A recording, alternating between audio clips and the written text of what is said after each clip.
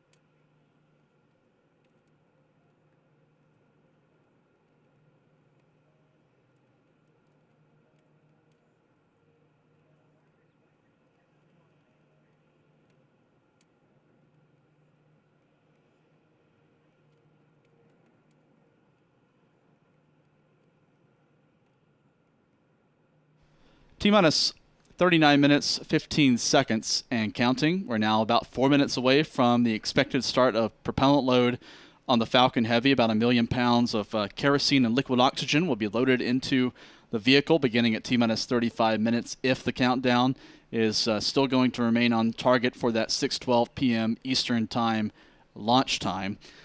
I'm going to hand off to my colleague Stephen Young for a few minutes to take you through the next few stages of the countdown, including the start of propellant load on the Falcon 9 rocket. Just for reference, the Falcon Heavy propellant load will begin at about 6:39 p.m. Eastern Time. So that's still a little more than an hour away before action really picks up over at pad 39A on the left-hand side of your screen. But action will soon begin with propellant load at pad 40 in a few minutes' time. And Stephen Young will take over for a few minutes to talk about that. Stephen, how do you hear me? I've got you loud and clear, Stephen. How am I? Loud and clear. Let's hand over to you for propellant load for Falcon 9, and I'll be joining the broadcast again in a few minutes. Thank you, Stephen. Very busy night for all of us at the Cape as we're trying to cover these two launches. T-minus 38 minutes till the launch of a Falcon 9. You can see that on your screen on the right-hand side. We're waiting to hear from the launch team that they have a go for propellant load.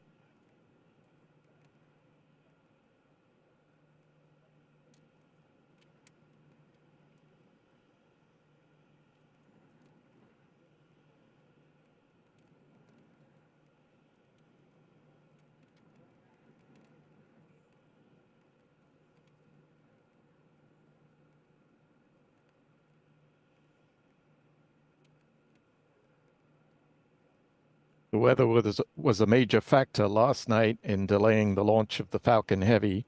As you can see from the radar, there are some thunderstorm cells south of the Cape and offshore, but so far nothing dramatic developing to the west that might impact the launch.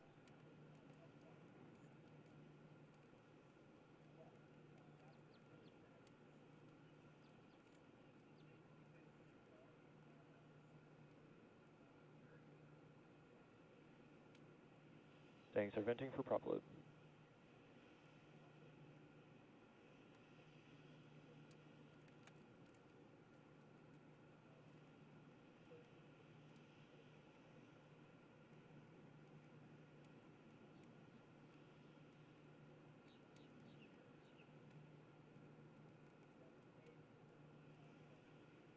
And it looks like SpaceX is going ahead with the loading of propellant aboard the Falcon 9 at launch pad 40 this afternoon. Hold for propellant load and launch is complete. We are go for propellant loading.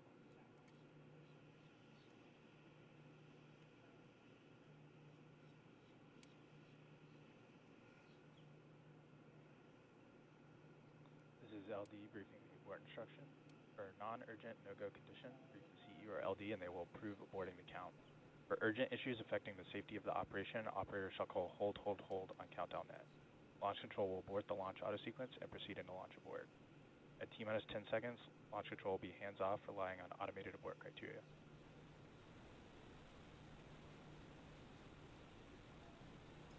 The launch team has been given a go to proceed with propellant load. You just heard the launch director briefing the team on the abort instructions should there be a need to halt the count.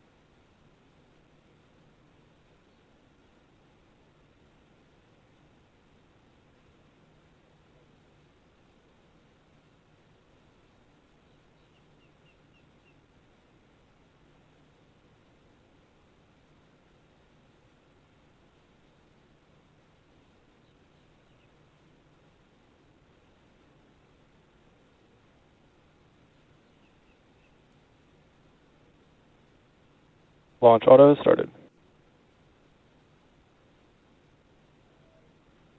The propellant load sequence is now underway.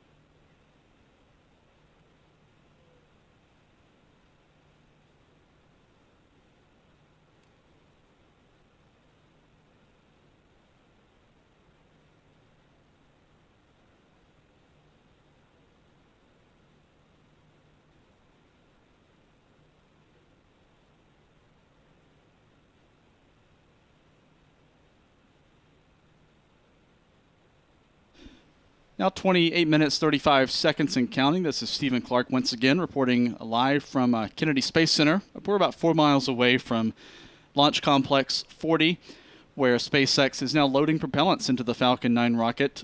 This begins with loading of kerosene and liquid oxygen into the first stage, as well as kerosene fuel into the second stage. And then at 16 minutes before liftoff, we expect to see liquid oxygen load onto the second stage begin.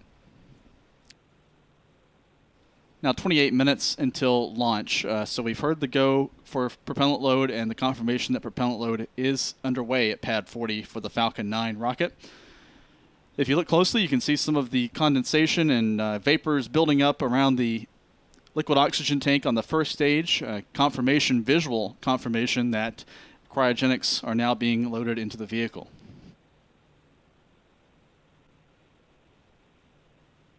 Once again, if you're just joining us and you haven't done so yet, please hit the thumbs up or the like button here on our YouTube stream. That really helps us out with our coverage. We want to bring this double launch feature with the Falcon 9 and Falcon Heavy to as many people as possible. And one way you can help us do that is to hit the thumbs up or the like button. That helps us attract more viewers to our coverage.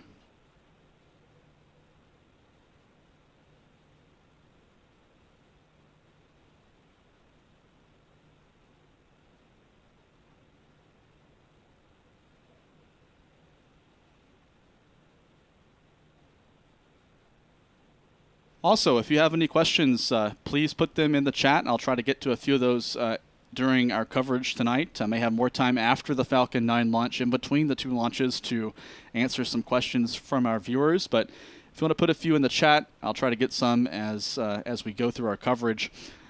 If you want to help us with our coverage, one way to do that is in the chat to contribute through the super chat function here on YouTube.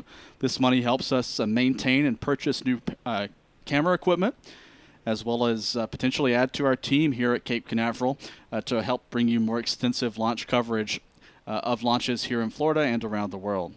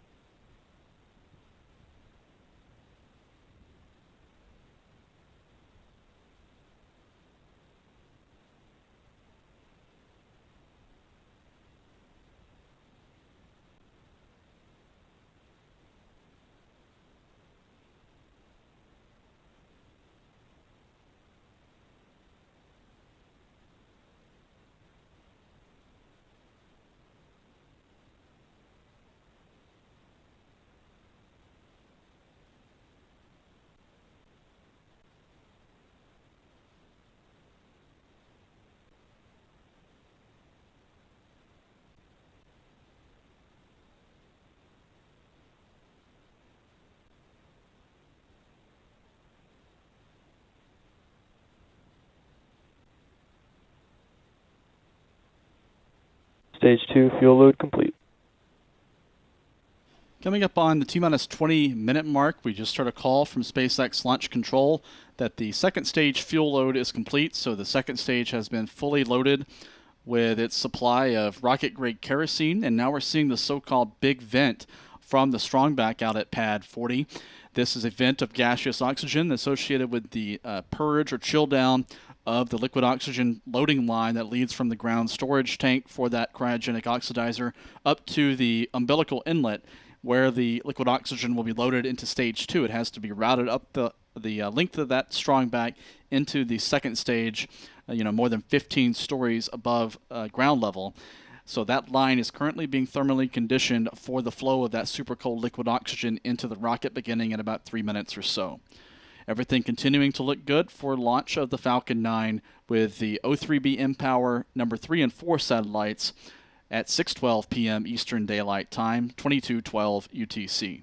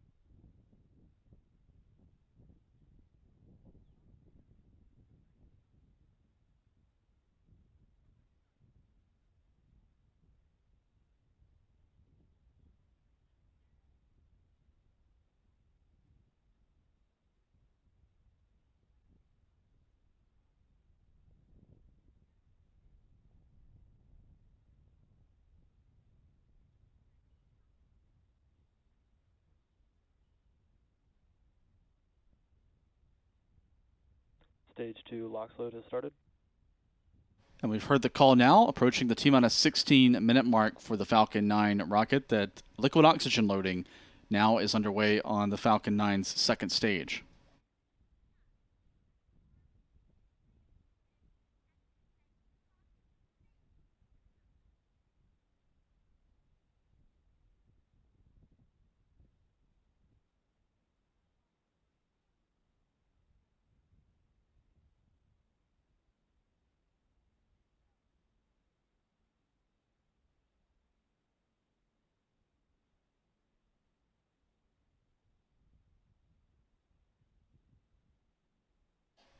Yes, I have it, but the wrong drone ship.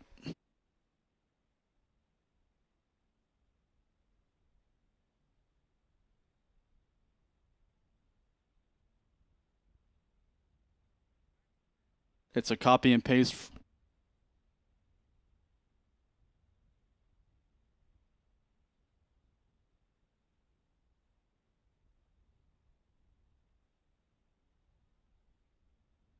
Now, approaching T-minus 15 minutes and counting, the Falcon 9 will be heading after liftoff on a trajectory toward the east, targeting an equatorial orbit with these two O3b mPOWER broadband satellites. It'll take about 2 hours to inject these satellites into their final orbit.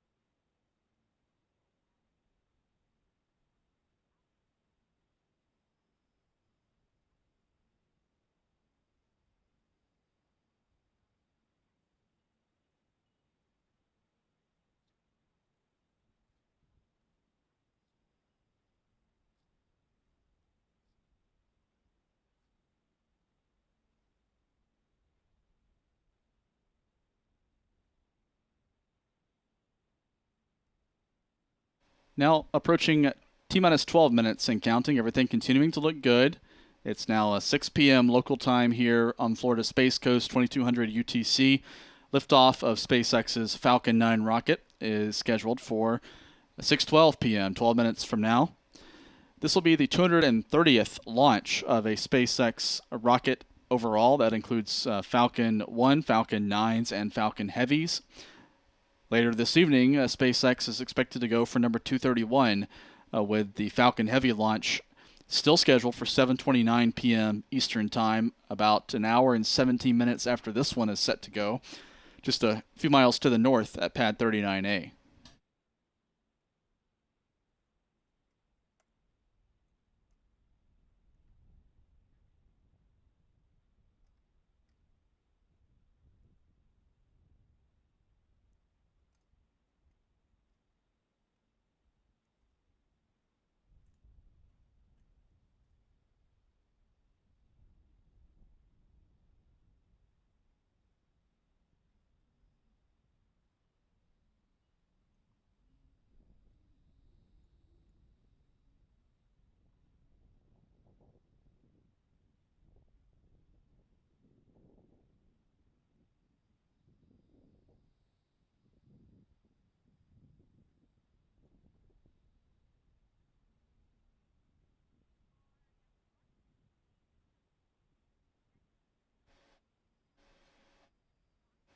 Now 10 minutes, 30 seconds until liftoff. Let's take a look at the countdown timeline for SpaceX's Falcon 9 rocket. We've already passed a few of these milestones, particularly with propellant loading, which began at T-minus 35 minutes. And liquid oxygen loading on stage 2 began at 16 minutes. Looking ahead in the countdown, at T-minus 7 minutes, we expect to hear a call from SpaceX Launch Control that engine chill down is underway. This is a thermal conditioning step for the Falcon 9's 9 Merlin Windy engines on the first stage.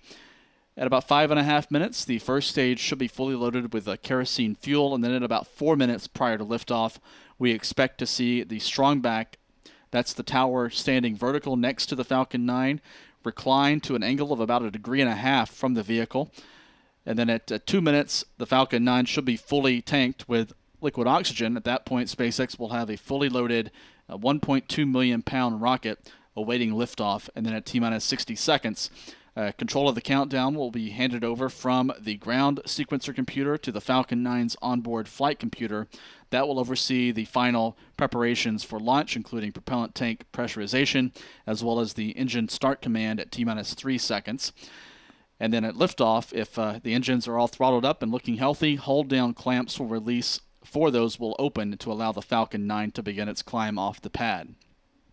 After liftoff, the Falcon 9 will be heading due east from Cape Canaveral Space Force Station, targeting an orbit about 5,000 miles or 8,000 kilometers above the Earth. It's targeting these 2 satellites for O3B mPOWER, owned by SES, will eventually settle into a position using electric propulsion over the equator at 8,000 kilometers altitude. The first stage of the Falcon 9 will be targeting a landing on the drone ship. Just read the instructions, roughly 400 miles or 600 kilometers downrange tonight. Here's a look at the major flight events after liftoff. The Falcon 9 heading due east will surpass the speed of sound in about a minute. It'll reach a maximum aerodynamic pressure at 72 seconds. And then the first stage will shut down its engines at 2.5 minutes, followed moments later by a separation of that booster stage to begin its return to Earth, and then ignition of the second stage with its single engine to continue the climb into space. The payload fairing will jettison about 3 minutes 22 seconds into the flight, revealing the 2 O3B mPOWER satellites to the space environment. And then the first stage will continue its maneuvers, for return with an entry burn using 3 of its engines to slow down as it heads deeper into the atmosphere, finally targeting a landing just shy of the 9-minute mark of the mission on the drone ship. Meanwhile, the second stage will enter a parking orbit with the 2 O3B mPOWER satellites on board. At 8 minutes after launch, it'll reignite its engine at 27 minutes for a orbit raising burn, and then a final maneuver of the upper stage engine at 1 hour 50 minutes approximately will position the 2 O3B satellites for deployment in their high or medium Earth orbit, about 5,000 miles or 8,000 kilometers above the Earth. And those 2 satellites will separate one at a time, 1 hour 53 minutes and 2 hours after liftoff. The Falcon 9 on this mission will be powered by a first stage booster going for its second flight, booster 1078, debuted back on March 2nd with the launch of the Crew 6 mission heading to the International Space Station, launching 3 astronauts and a cosmonaut into orbit. We just heard the call a moment ago for engine chill down, so the thermal conditioning of the Merlin 1D engines on the first stage now is underway.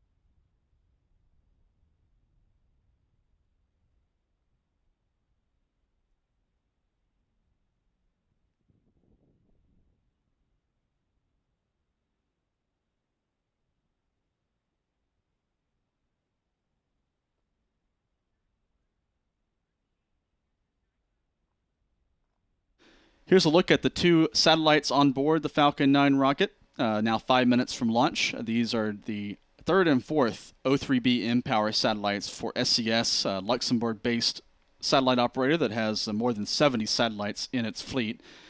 These two satellites were built by Boeing. They have a combined launch mass with a xenon gas as fuel for their plasma thrusters of about 9,000 pounds or 4.1 metric tons. They're heading ultimately to an equatorial orbit at 5,000 miles or 8,000 kilometers altitude. And then these two satellites will be providing broadband service. They have 4,000 beams for internet connectivity per satellite. And SES has ordered 11 of these O3B mPOWER satellites from Boeing for coverage of areas between 50 degrees north and south latitude.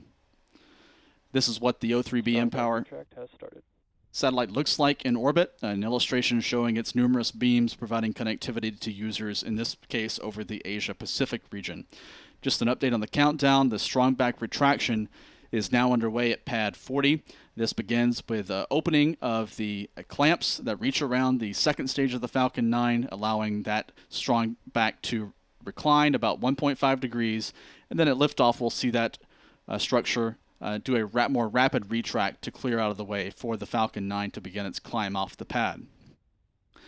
I'm going to hand off to my colleague Stephen Young now as I go outside to track the Falcon 9 rocket after liftoff with our camera here at Kennedy Space Center. And I'm going to hand off to Stephen to take you through the terminal phase of the countdown and the first few minutes of flight.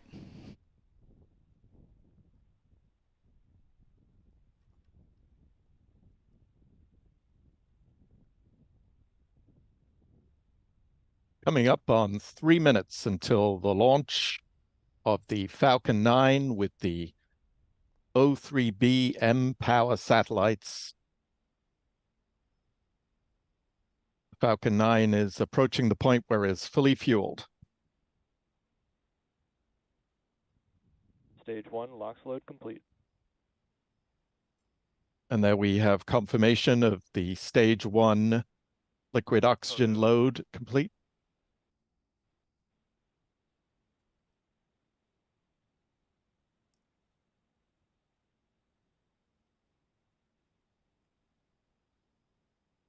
The rocket's destruct system is being armed currently.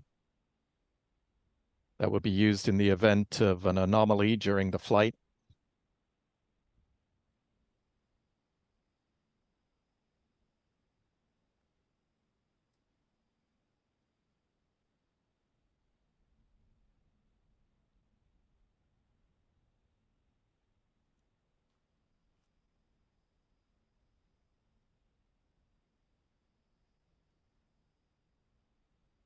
T-minus 2 minutes and counting.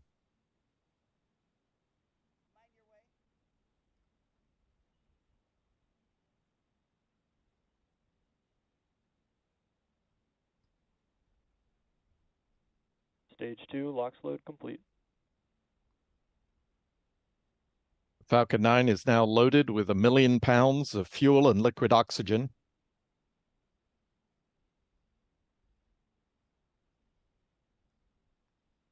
T-minus 1 minute, 30 seconds.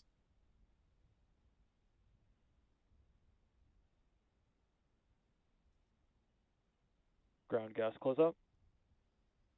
At T-minus 1 minute, the Falcon's onboard computers will take over the final control of the countdown.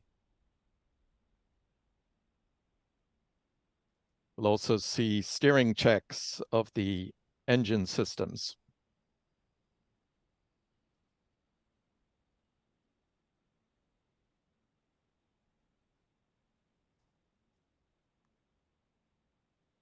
Falcon 9 is in startup. There's confirmation that the onboard computers are now in control of the count, waiting for the final go from the launch director. LD, go for launch. And there it is. The launch director has given his final go for launch.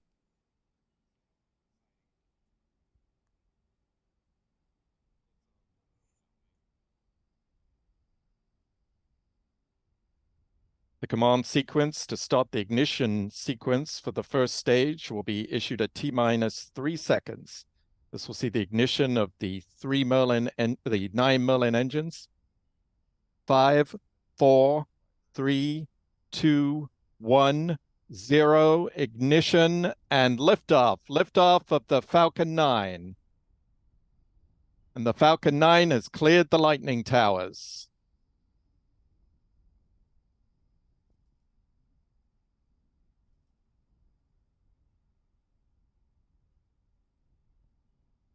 Falcon 9 is now pitching downrange.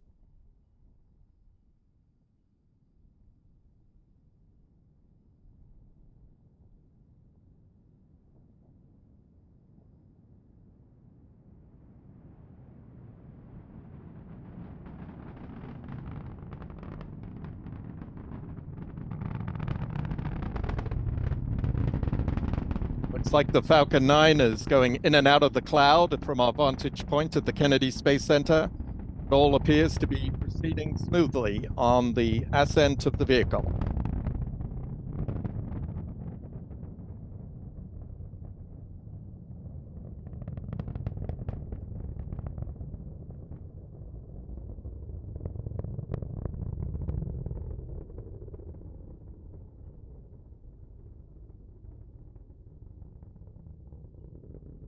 It's like we might be losing our view of the vehicle in the cloud here.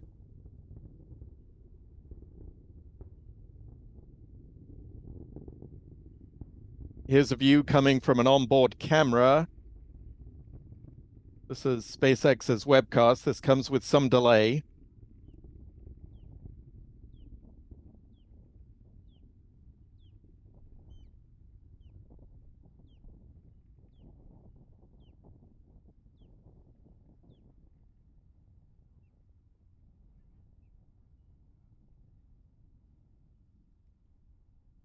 About a minute left in the flight of the first stage as it ascends.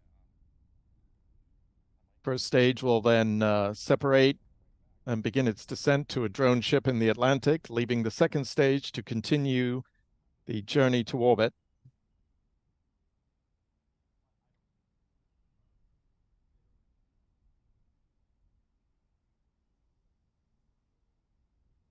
Spectacular views of the curvature of the Earth as the Falcon 9 climbs skyward.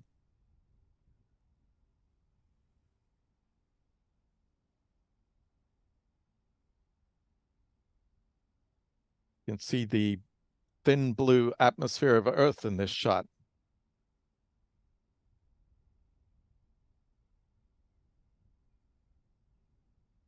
Coming up on stage separation.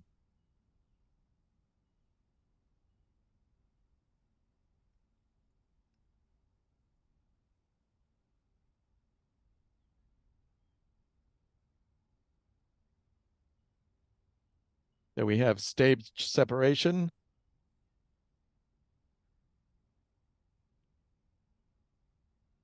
An ignition of the Merlin vacuum engine on the second stage of the Falcon 9. On the left side of your screen, you can see the Falcon 9 first stage extending its grid fins, which will help guide it back to the drone ship in the Atlantic. And on the right side, you're seeing the second stage motor firing, the nozzle now glowing red hot, coming up on separation of the fairing that is protecting the two satellites.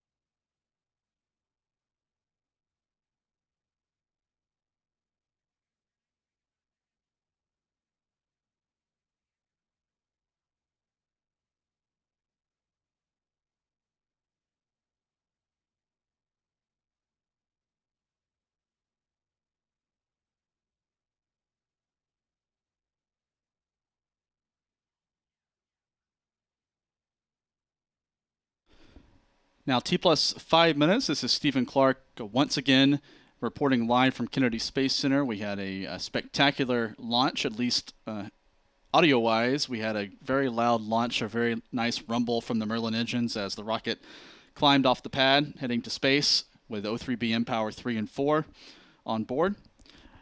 The rocket is now, the upper stage is now accelerating past 13,300 kilometers per hour, while the first stage has reached its apogee or high point of its ballistic arc and now is descending back toward the drone ship. Just read the instructions.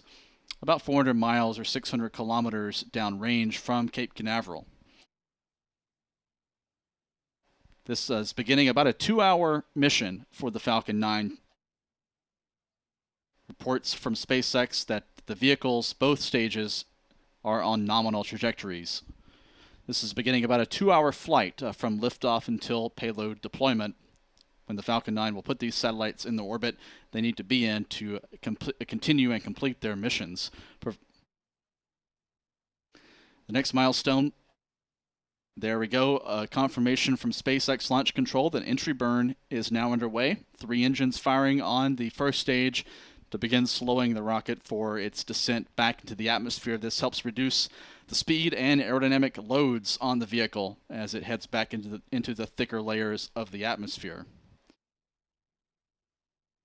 The video we're seeing from SpaceX, as usual, comes with a bit of a lag. They transmit their video over YouTube exclusively, so that comes with a bit of latency. So we're hearing some audio calls before we're seeing the visual of the entry burn. The entry burn already is complete. We're still seeing that underway in video. And there's entry burn shut down in the video from the rocket cam on stage 1.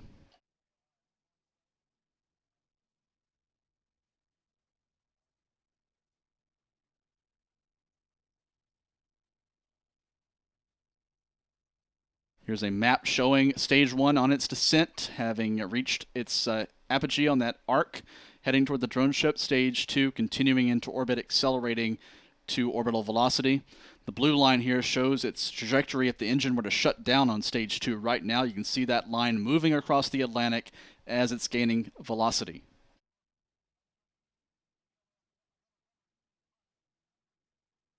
Stage 1 now below the speed of sound on its descent. We don't have any live video from the first stage right now. We hope to get that back from SpaceX momentarily as it nears landing.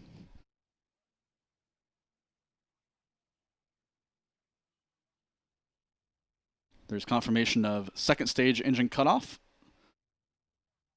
Second stage is in orbit. Great view here of the grid fins screaming through the atmosphere there. Some condensation, some vapor cone pouring over those grid fins as it heads down toward the drone ship. Now 1,000 kilometers per hour, 600 miles an hour roughly, and decelerating. We're hearing these calls before we see these actions in video. Landing burn now underway.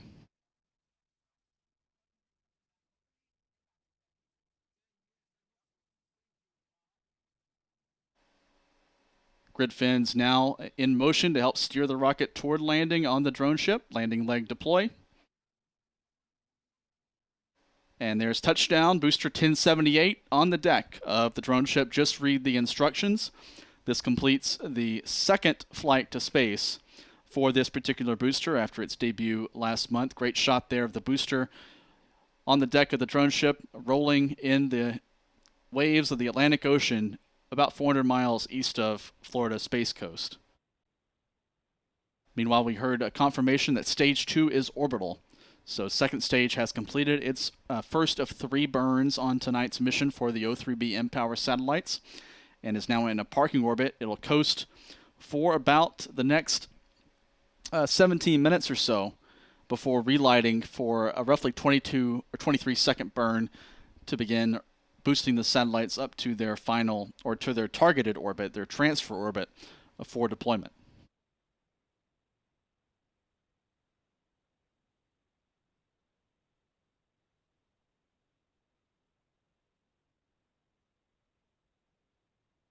We're going to continue with live coverage of the O3B mPOWER mission as it approaches its second burn on the second stage engine. Meanwhile, We're not done tonight here on Florida Space Coast. Another SpaceX rocket, a Falcon Heavy, is now about an hour and 7 minutes from liftoff from pad 39A at the Kennedy Space Center. And on the press site lawn right now, just in front of our building, I'm looking out, and photographers are repositioning their cameras to look at pad 39A, which is about 3.5 miles to the north of pad 40.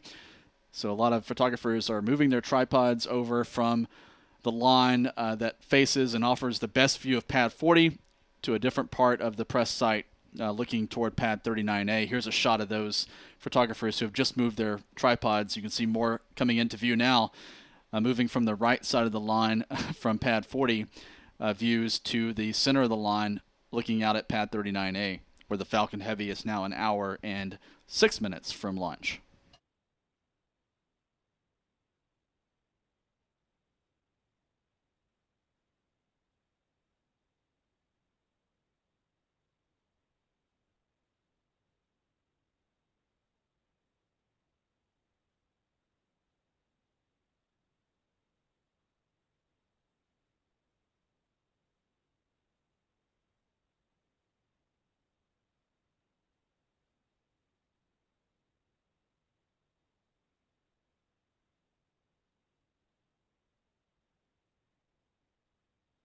Expected loss of signal, Bermuda.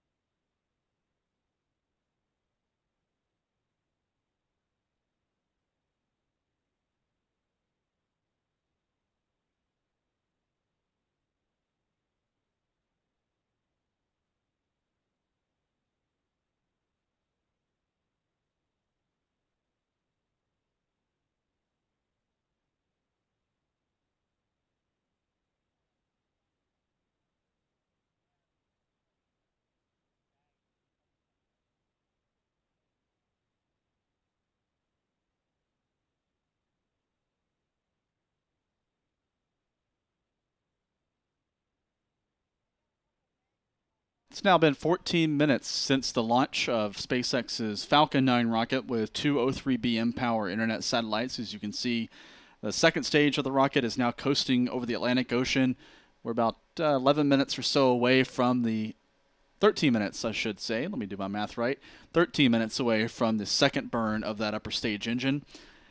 And meanwhile, at pad 39A, preparations continue for the launch of a Falcon Heavy tonight. That'll be the second of two SpaceX launches this evening from here on Florida Space Coast, scheduled for a window opening at 7:29 p.m. Eastern, 23:29 UTC. Here's a view of that Falcon Heavy standing on pad 39A right now. The rocket is set to launch the ViaSat 3 Americas satellite. That's a high-power broadband satellite to geosynchronous orbit. We saw the first stage of the Falcon 9 that launched earlier this evening land on the drone ship, but just read the instructions. But all three boosters on the Falcon Heavy, for the first time, will be expended on this upcoming launch. That's due to the mission requirement, targeting a near-geosynchronous orbit with a roughly 13,000 pound or 6 metric ton satellite.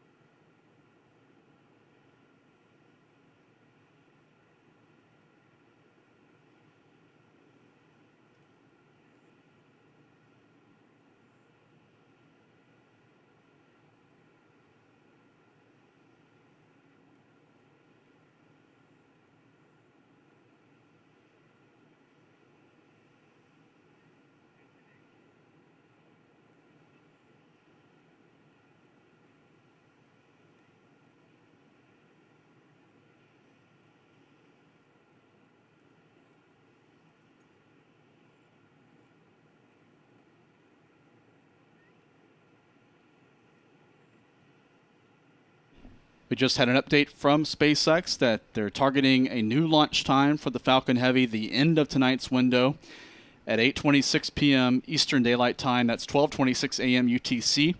So that's the very end of tonight's 57-minute launch window, and that'll put the Falcon Heavy launch 2 hours and 14 minutes after the liftoff that we saw a few minutes ago of the Falcon 9, 20 minutes ago. So that'll be the shortest turnaround between two orbital class launches from here at Cape Canaveral since 1966. It would have been, if it had gone at the opening of the window, the shortest in history.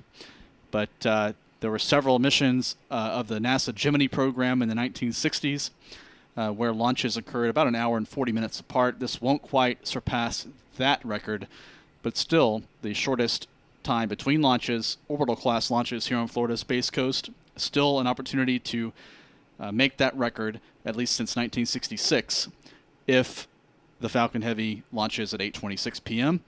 The weather conditions continue to trend favorable. Now a 70% chance of good weather for the Falcon Heavy to take off, head to space tonight with the ViaSat 3 America's spacecraft on board.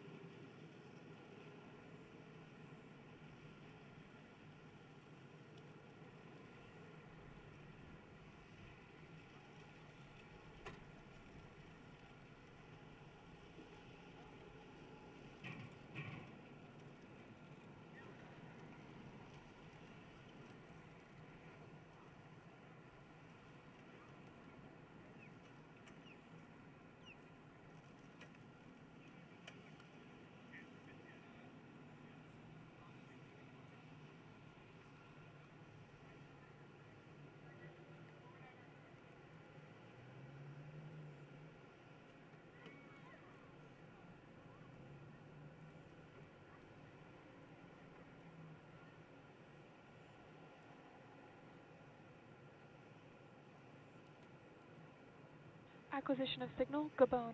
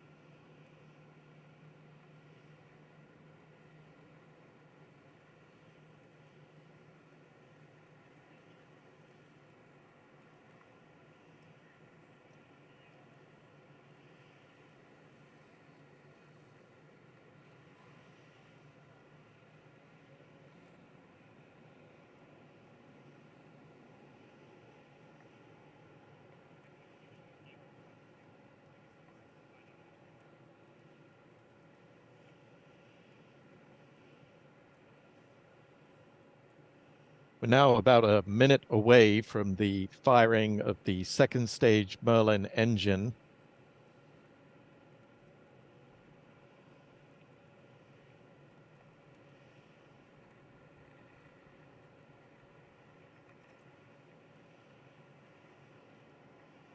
As you can see from the tracking map, the Falcon 9 is off the coast of Africa.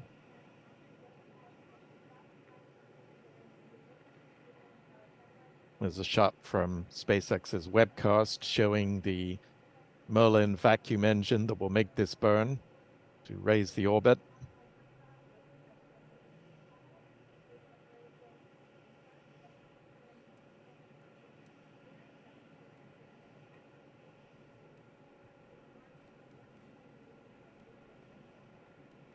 There's about a 32-second burn.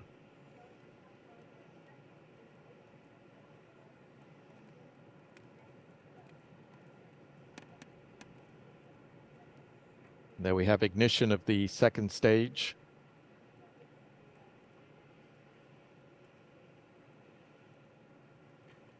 That Merlin vacuum engine's nozzle glowing red.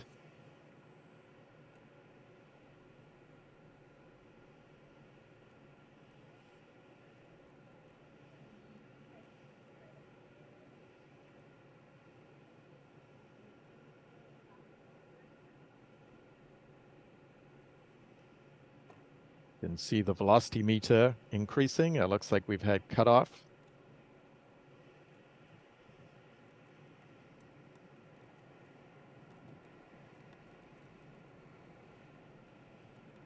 Nominal transfer orbit insertion. And confirmation from SpaceX that the burn was successful in placing the upper stage and its 2 satellites into the nominal transfer orbit.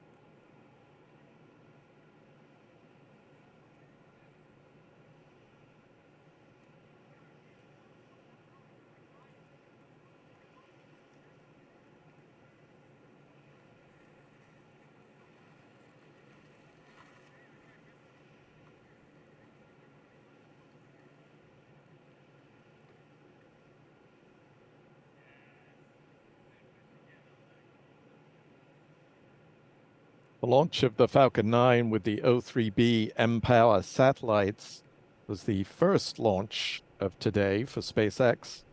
The company is hoping to launch the Falcon Heavy, carrying the ViaSat broadband satellite from Launch Pad 39A later this evening.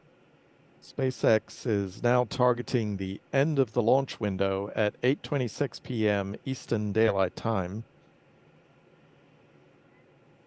Weather forecast calls for a 70% chance of favorable weather for launch.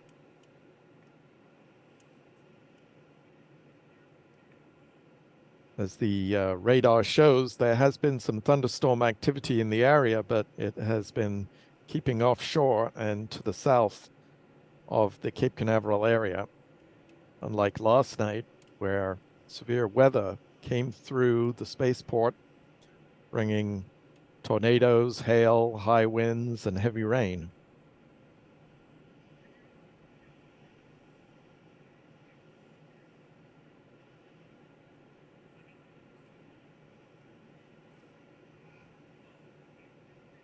You can't see much in this view from the forward-looking camera, but this is the payload of the Falcon 9, now switched to the nozzle of the Merlin vacuum engine.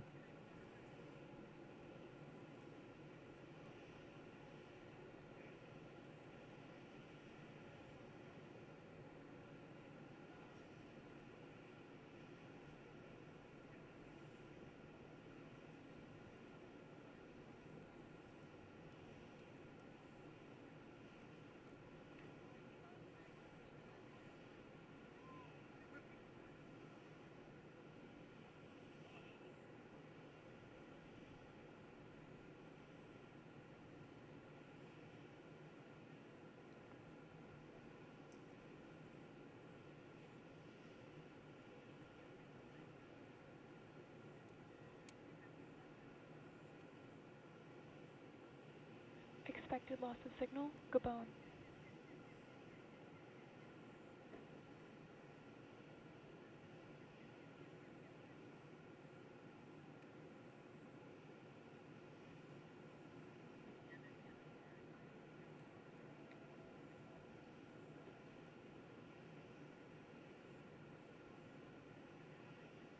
Acquisition of signal, hard to base stock.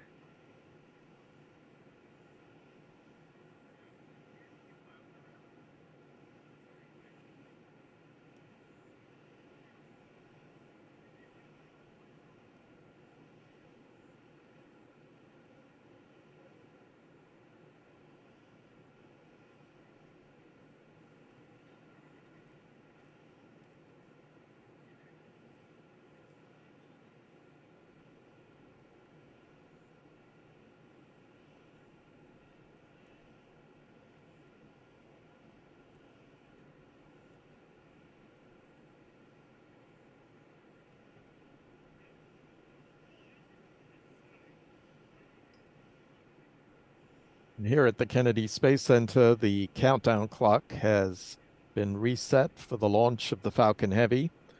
We're now an hour and 40 minutes and some seconds away from liftoff of the Falcon Heavy.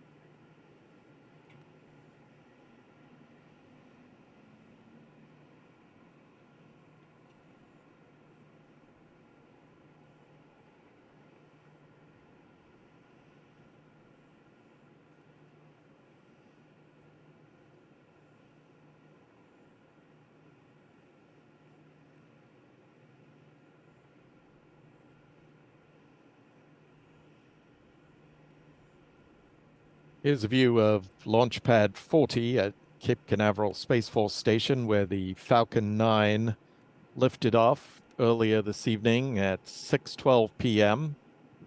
It was carrying two O3B mPOWER internet satellites. SpaceX is also planning the launch of a Falcon Heavy from Launch Complex 39A at the Kennedy Space Center.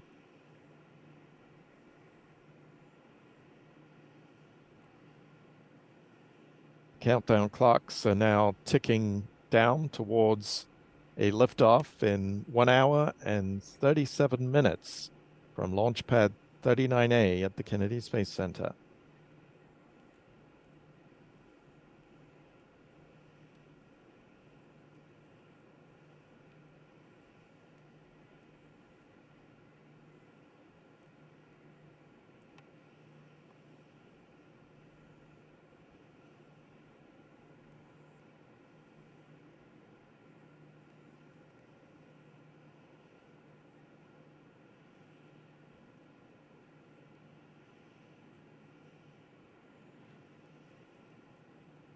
Falcon 9 upper stage is about to cross the northern tip of Madagascar, head out over the Indian Ocean.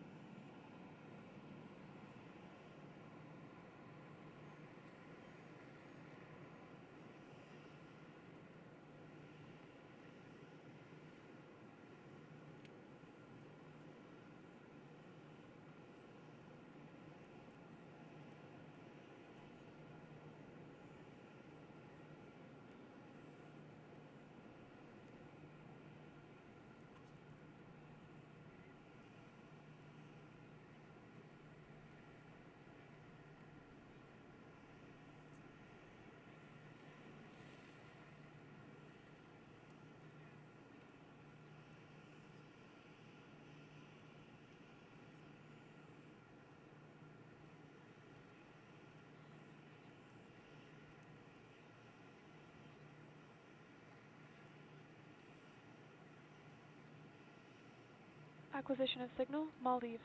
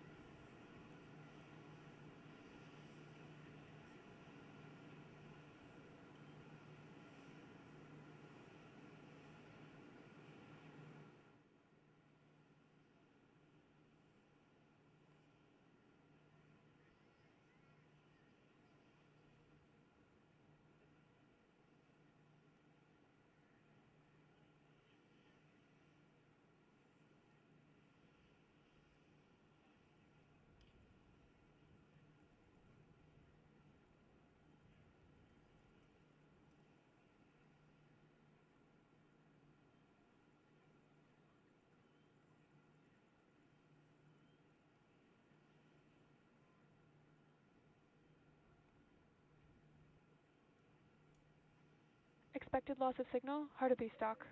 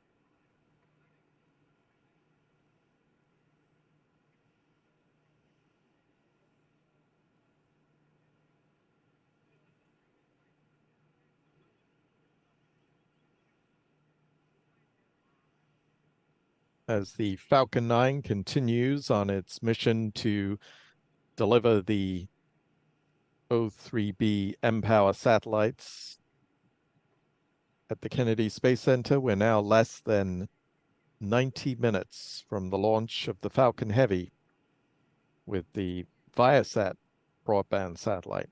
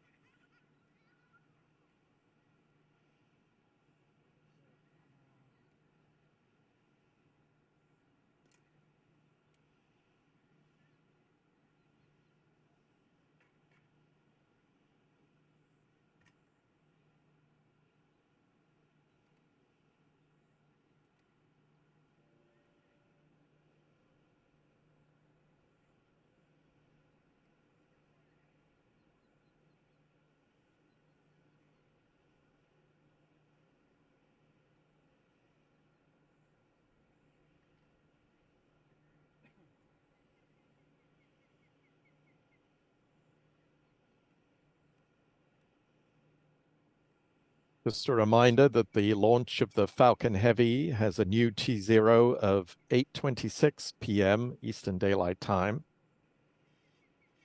The weather, which has been closely watched by the launch team, is trending favorable.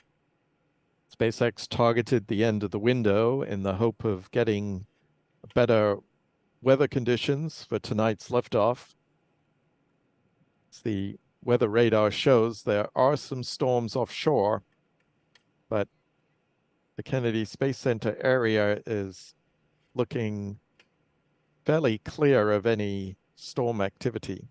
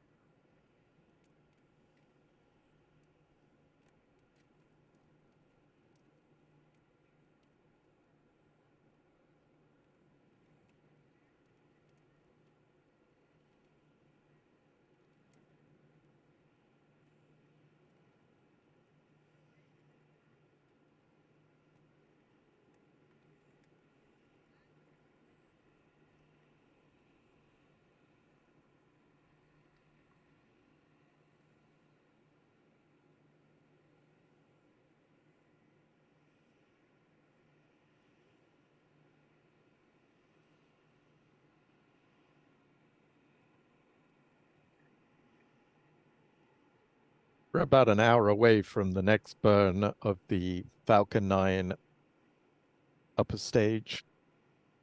The deployment of the mPOWER satellites should occur in about 1 hour and 10 minutes. Both satellites should be deployed by that point.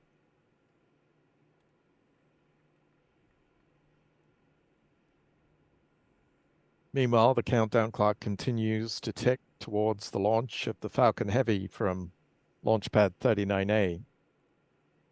It's carrying the ViaSat 3 broadband internet satellite.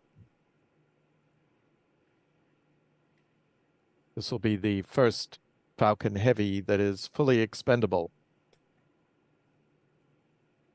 The mission requires all the fuel in the Falcon Heavy, all the performance to get to the close to geostationary orbit where the satellite will be stationed. So for this flight, SpaceX will not be recovering the side boosters or core stage of the Falcon Heavy.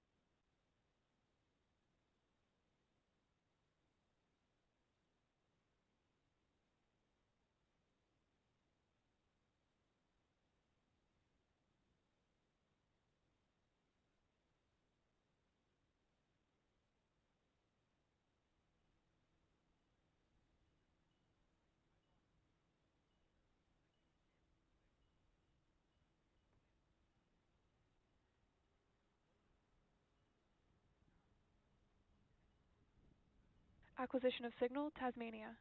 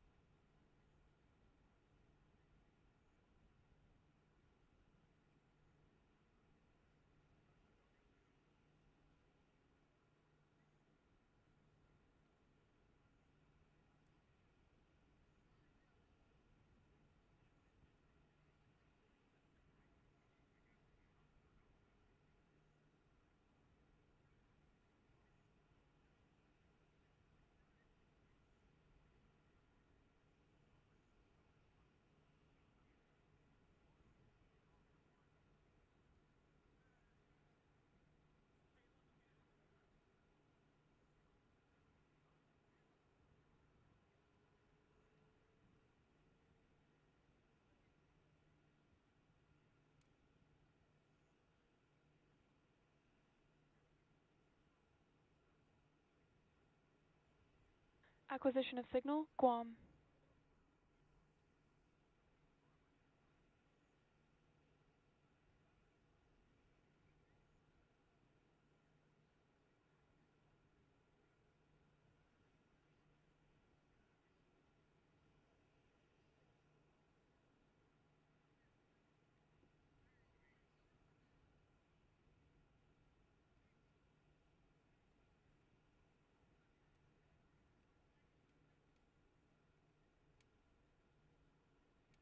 We're now getting video.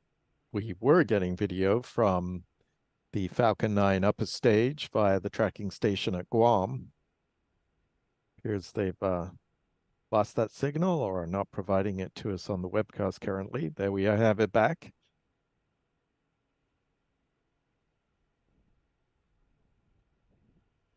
You can see the Earth below the mPOWER satellites mounted atop the upper stage of the Falcon 9. Looking back again at the Falcon 9 Merlin vacuum engine.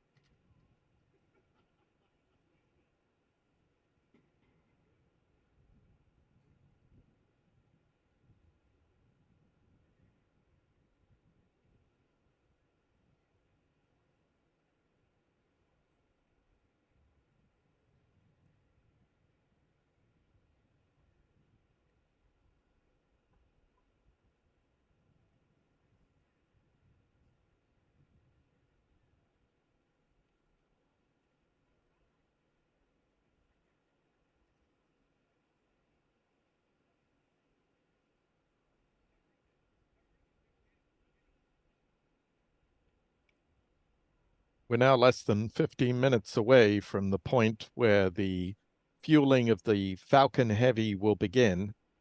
That process begins with the loading of rocket-grade kerosene aboard the first stage core and side boosters of the Falcon Heavy.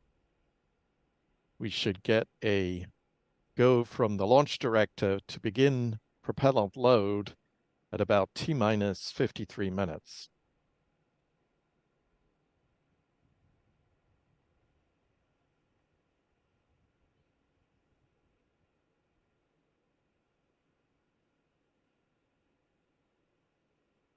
Meanwhile, the upper stage of the Falcon 9, which launched earlier tonight, carrying the O3B mPOWER satellites, continues in its coast phase.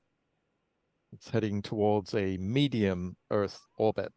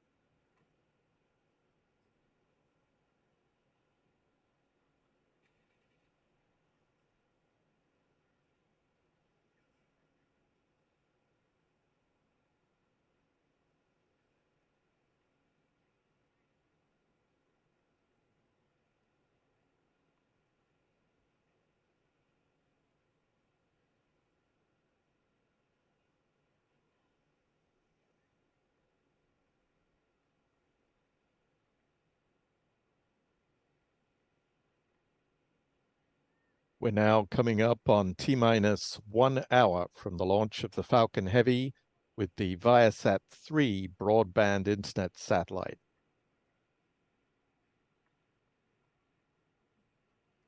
Meanwhile, the Falcon 9 continues to return stunning images from its upper stage cameras. This one showing the Earth in the background behind the O3b mPOWER satellites that are headed for a medium Earth orbit, as this orbit track from SpaceX depicts.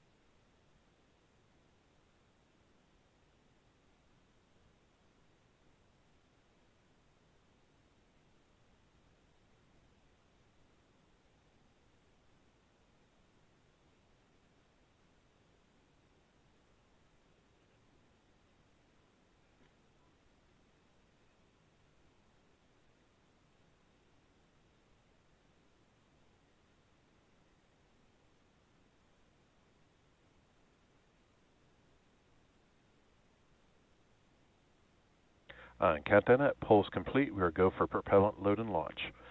A reminder on the board instructions. For non-urgent no-go conditions, brief CE or LD, and they will approve aborting the countdown. For urgent issues affecting the safety of the operation, operators shall call hold on the countdown net. Launch control abort the launch auto sequence immediately and proceed into the launch abort auto sequence. At T-minus 10 seconds, launch control will be hands off and relying on automated abort criteria for the remainder of the count. Good evening again from Kennedy Space Center. I'm Stephen Clark, editor of Spaceflight Now, here on a busy evening on Florida's Space Coast, covering two different Falcon Heavy tanks are venting for the start of prop load. Two different Falcon missions for SpaceX this evening, either one of which would keep us busy, but we're covering two tonight. We've already seen the Falcon 9 liftoff from Pad 40 over at Cape Canaveral Space Force Station at 6:12 p.m. Eastern Time, almost an hour and a half ago. And now a Falcon Heavy is go for propellant loading. We just heard that call from SpaceX Launch Control for a liftoff at the end of tonight's Falcon Heavy launch window. That is at 8:26 p.m. Eastern Daylight Time, 12:26 a.m. UTC. Propellant loading on board the Falcon 9 should get underway in the next minute at the T-minus 50-minute mark. Two separate SpaceX launch teams are overseeing this evening's operations. One of those is the launch and landing team down at the SpaceX Control Center just south of Cape Canaveral Space Force Station near Port Canaveral. And then up here at Kennedy Space Center, just across the way from my location at NASA's Launch Control Center, SpaceX leases a firing room 4, for their launches from Pad 39A. These include crew missions as well as Falcon Heavy missions. So a separate team of SpaceX engineers is stationed in Firing Room 4 of the Launch Control Center tonight for this evening's Falcon Heavy countdown.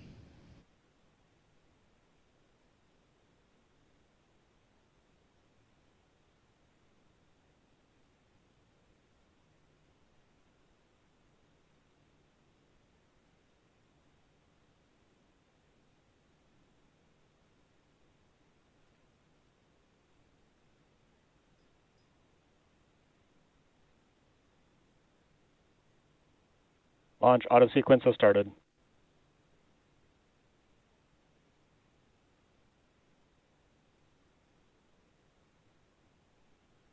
And propellant loading underway now on the Falcon Heavy. We just heard the call at T-minus 50 minutes that the launch auto sequence has started. So the countdown is in the hands of a ground launch sequencer computer overseeing all of the crucial events to open valves, close valves, load propellant into the Falcon Heavy rocket. All these actions currently being governed by the ground countdown computer. It's an automated sequence. And later in the countdown, that computer will oversee also final checkouts of the flight termination system on the Falcon Heavy, final checkouts of the navigation system. And then at T-minus 60 seconds, control of the countdown will be passed from the ground computer to the Falcon Heavy's flight computer.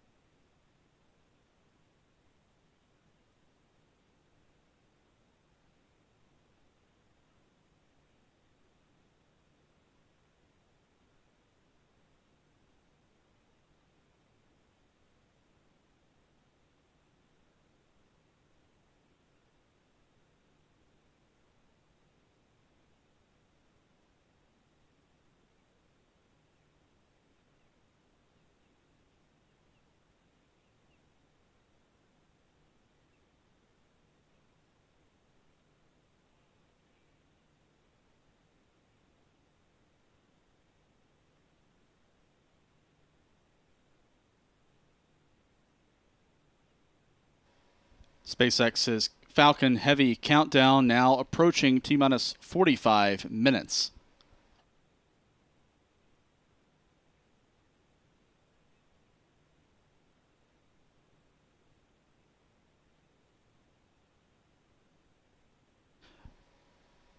Now 45 minutes and counting until liftoff of Falcon Heavy.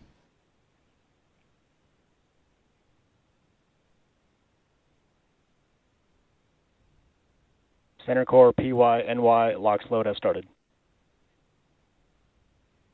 And we've heard the call now that liquid oxygen loading is underway. So we heard at 50 minutes, RP1 or Rocket Propellant 1, that's the highly refined kerosene that's going to feed these 27 engines on the first stage boosters, as well as the single Merlin engine on the upper stage. That loaded starting at T-minus 50 minutes. And now at 45 minutes, the liquid oxygen is loading on the 3 first stage boosters. The next milestone will be at T-minus 35 minutes with loading of kerosene onto the second stage.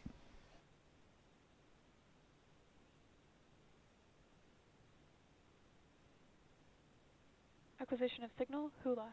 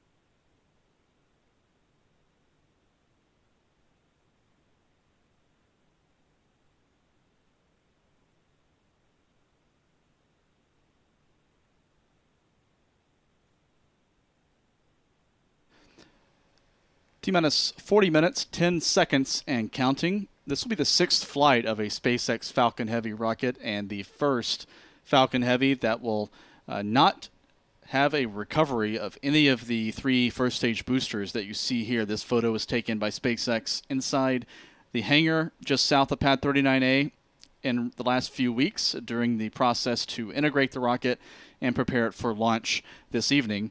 Here you see the 27 Merlin 1D engines, 9 each on the 3 first-stage boosters. The core stage is a brand new booster going for its first and only flight because it won't be recovered. It'll impact the Atlantic Ocean hundreds of miles downrange tonight. The 2 side boosters likewise will impact the ocean downrange. They will also not be recovered because SpaceX needs to devote all of the propellant, the kerosene and liquid oxygen on these boosters to the task of giving the ViaSat 3 Americas satellite as well as 2 smaller rideshare payloads as much of a boost as possible toward their orbit, ultimately heading for geostationary altitude more than 22,000 miles over the equator. So all 3 of these boosters will be expended this evening. The launch was scheduled for April the 18th. It was delayed for more than a week to swap out a couple of the engines on the Falcon Heavy after a static fire test, a test firing on Pad 39A back on April the 13th. After that test firing, SpaceX decided to swap out a couple of the engines, delaying the launch till April the 26th originally, but the launch has been slipped 2 more days due to weather last night. Due to storms here at Kennedy Space Center, the Falcon Heavy was not able to launch last night, and now here Friday, April the 28th, the Falcon Heavy is being loaded with propellant for its ride to space with the ViaSat 3 Americas spacecraft. These images of the Falcon Heavy on the launch pad come from our photographer Michael Kane. He was able to set up some sound-triggered cameras at the pad yesterday, and we hope to get some photos from those cameras from him over the weekend. We'll be sure to share some of those on social media and post a few on our website, spaceflightnow.com. But here you see the ViaSat 3 Americas payload inside the payload fairing of the rocket with the ViaSat logo. That's where the satellite is located. Below that, in the image on the left, is the upper stage, which has a distinctive gray band. That's thermal paint added to the kerosene tank on the upper stage, because for this mission, the upper stage has to coast through the cold environment of space for about 4 hours between burns, and that paint is there to help ensure that kerosene does not freeze due to exposure to the extreme frigid environment of space. And then below the upper stage, of course, is the core stage with the Falcon Heavy logo and the American flag. And on each side of the side boosters on the right on this view is booster 1052 going for its, I believe, 7th flight to space. Let me double check that in a moment. On the left-hand side is booster 1053 going for its 3rd flight to space. So you can see these boosters have different types of soot markings, different darkness levels on those boosters, showing the one on the left, 3 flights to space. The one on the right has additional flights under its belt. And, of course, the center core stage is brand new and is a bright white, fresh from SpaceX's rocket factory in Hawthorne, California. So these views, again, credit to Michael Kane for these shots of the Falcon Heavy yesterday awaiting its launch opportunity.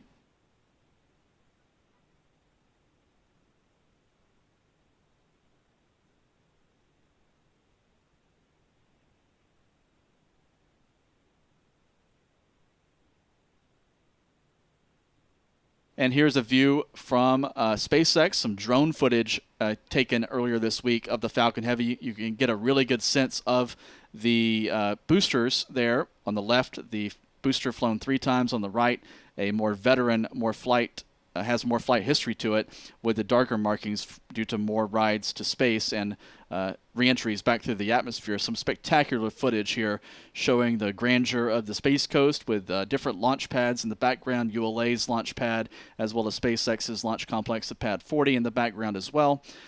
And historic Pad 39A here, the former home to NASA's Saturn V moon rocket, as well as the Space Shuttle program now in use by SpaceX for Falcon Heavy and for Falcon 9 crew launches to the International Space Station. We're now approaching the T-minus 35-minute mark. That's when kerosene fueling should begin on the second stage. We hope to hear that call from SpaceX in the next few moments.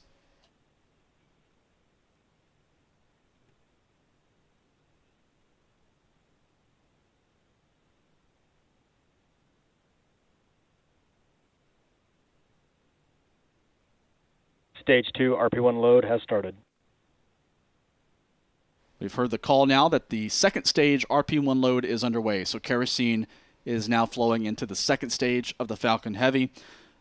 So right now, 7 of the 8 propellant tanks on the Falcon Heavy are being loaded. The one remaining tank that won't be loaded until later in the countdown is the upper stage liquid oxygen tank. You can see some of the vapors building up, accumulating around the 3 side-by-side Falcon Heavy booster cores on pad 39A. This is from the liquid oxygen tank that's being filled on each of those boosters. The liquid oxygen is conditioned and chilled down to a temperature of a few hundred degrees below zero. So it's quite cold, and that causes some frost and ice buildup, as well as the condensation of air around those boosters as the cold temperatures interact with the warm temperatures here in Florida. It's a balmy spring evening here on Florida Space Coast.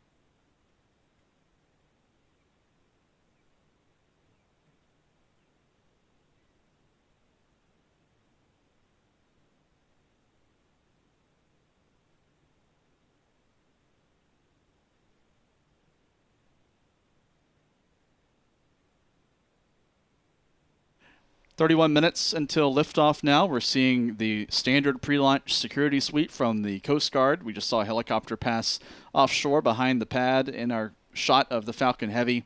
This is part of the sweep that the Coast Guard as well as the Space Force do before every launch to make sure that there's no aircraft or boats in the restricted airspace or waters around the launch area.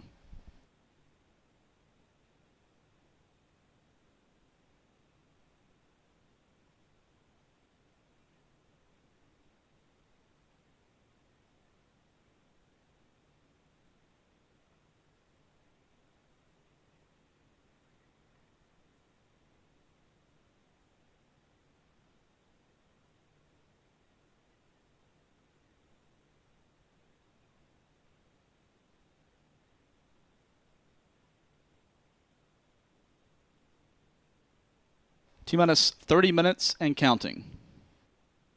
No problems reported so far in SpaceX's Falcon Heavy countdown.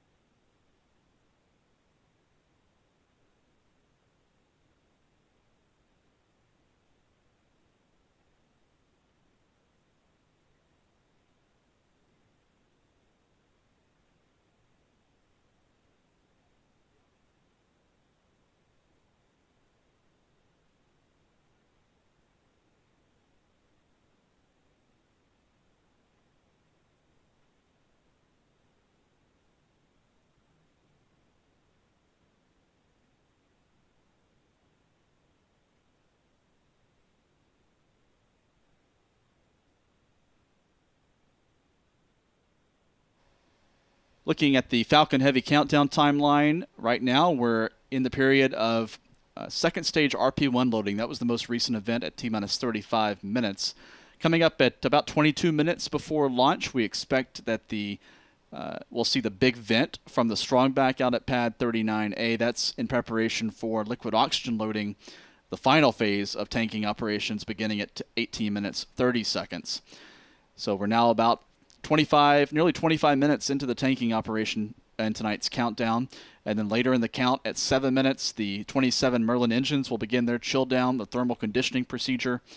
At 4.5 minutes prior to launch, we should see the strongback retract to an angle of about 1.5 degrees from the Falcon Heavy, similar to the activities we saw in the terminal phase, the final minutes of the Falcon 9 countdown earlier this evening here at the Cape. And then at 1 minute prior to launch, that'll be the critical handoff from the ground computer to the Falcon Heavy flight computer for final checkouts.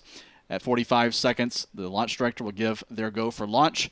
The propellant tanks will be pressurized beginning at 20 seconds, and then the 27 kerosene-fueled Merlin engines will begin their ignition sequence at T-minus 6 seconds, culminating, if everything looks good, after a final health check with the computer, of liftoff of the 6th Falcon Heavy mission at 8:26 p.m. Eastern Daylight Time, 12:26 a.m. UTC from here at Kennedy Space Center in Florida. Now 26 minutes remaining until liftoff of the Falcon Heavy. We're still monitoring the activities in space of the Falcon 9 rocket that launched earlier this evening. That launched at 6:12 p.m. Eastern Time nearly 2 hours ago. And we're now standing by for another burn of the upper stage engine on the Falcon 9 in space. So right now you're looking at two different Falcon missions. On the left, Falcon 9 in space. On the right, Falcon Heavy waiting to go to space in 25.5 minutes. The Falcon 9, which we're showing on the left-hand side of your screen, is currently flying about 7,000 kilometers. That's more than 4,000 miles above the Earth.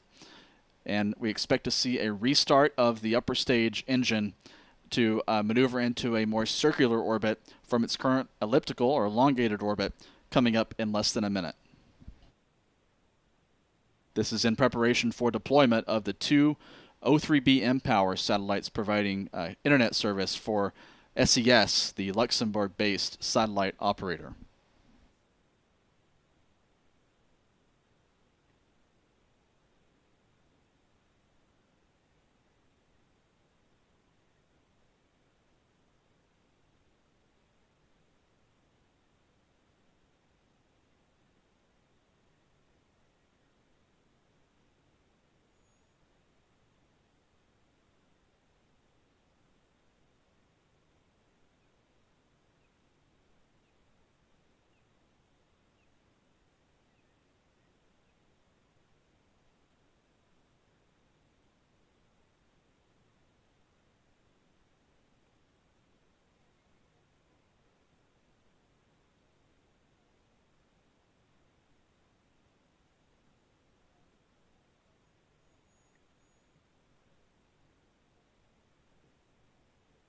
And there we have ignition of the upper stage engine. Merlin vacuum now firing on the Falcon 9 rocket, maneuvering the O3B satellites into their targeted orbit for deployment. This burn should last about 30 seconds. Should be wrapping up in about 10 seconds or so. See the velocity on the lower right increasing as it's the rocket is receiving that impulse from 200,000 pounds of thrust, and the burn is complete.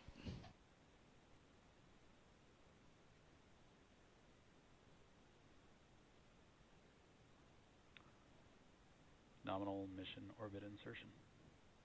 And SpaceX just confirmed nominal orbit insertion, so the Falcon 9 has reached its planned orbit for separation of the O3B mPOWER satellites. These are the third and fourth of what will eventually be as many as 11 O3B mPOWER internet satellites for SES. These satellites are manufactured by Boeing.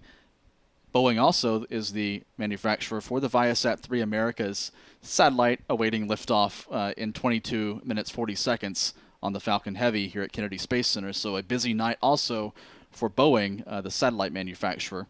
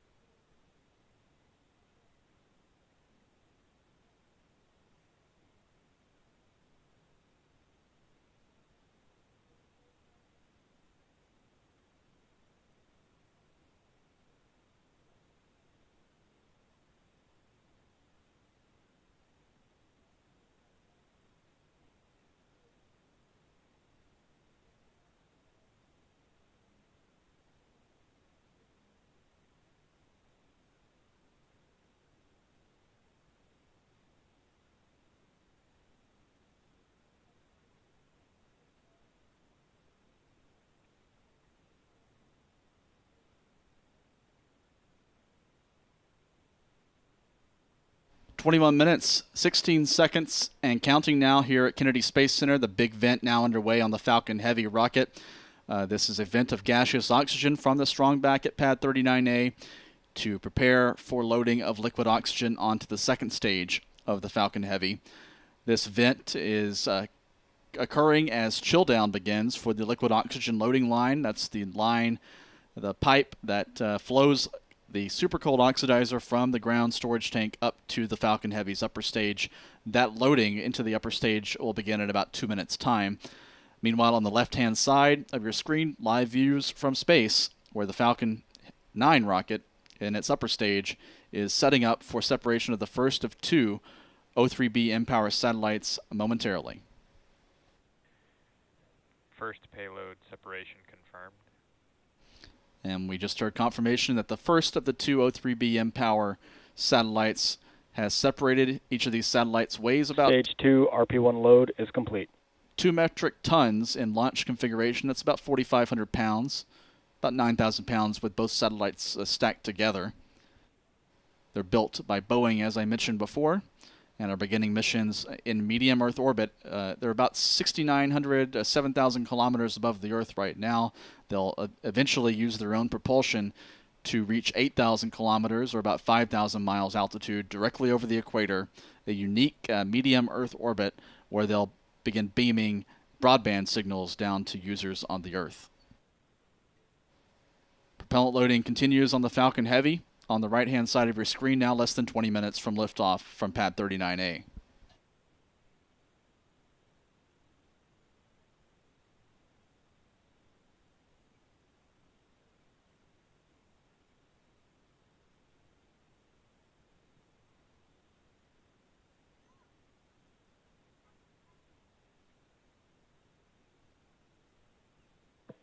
ViaSat 3 is on internal power. All payloads are go for launch.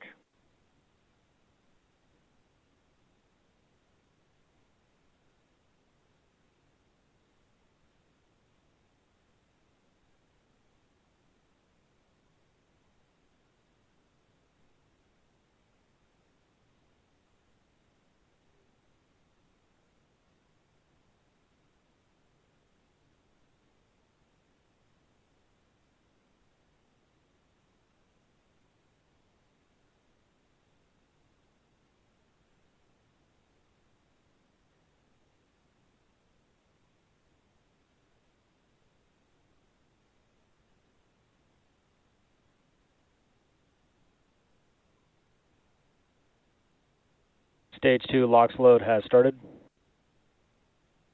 Liquid oxygen loading now underway on the Falcon Heavy rocket. So this is the last of the propellant tanks to be filled this evening. And this view of the Falcon Heavy on the booster facing our camera here at Kennedy Space Center, closest to us and our location, you can see the frost level rising on that booster near the top of the booster stage now. That is a good way to track the status of propellant loading, because the liquid oxygen is chilled down to a few hundred degrees below zero, and of course it causes frost and ice to build up on the outside of the rocket, and as that frost line rises you can monitor the progress of oxidizer loading and propellant loading. Now 17 minutes 30 seconds until liftoff of the Falcon Heavy. We heard confirmation a few moments ago that the Falcon 9 rocket that launched earlier in the evening has deployed the first of its two O3B mPOWER broadband payloads. The second of those two satellites will deploy in about 3 minutes or so.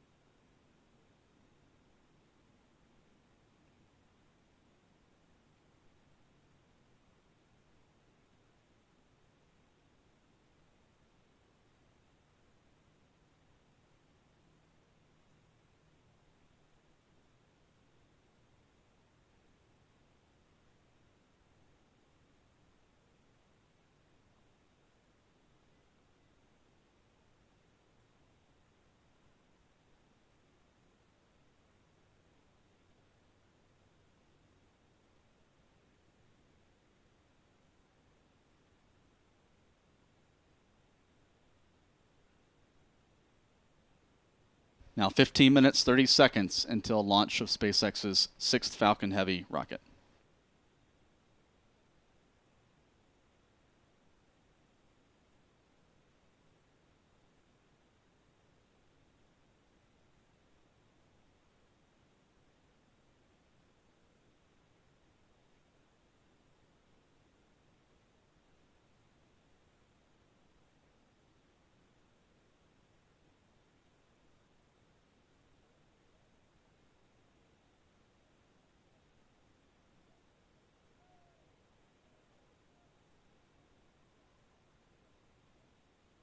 We're now a little more than a minute away from separation of the second O3B mPOWER satellite from the Falcon Heavy rocket, or Falcon 9 rocket. May not be the last time I make that mistake this evening. The Falcon 9 rocket that launched earlier tonight. We're standing by for payload deployment for the second O3B mPOWER spacecraft from that mission.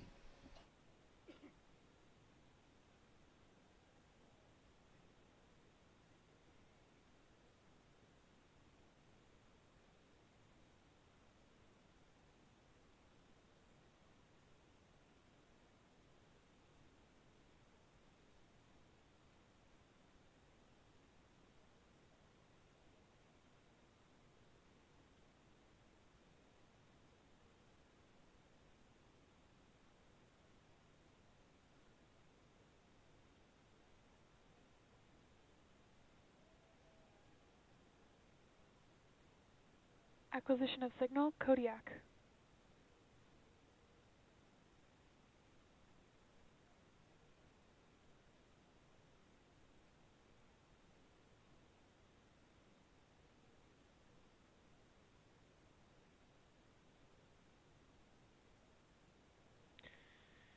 mPOWER second deploy confirmed.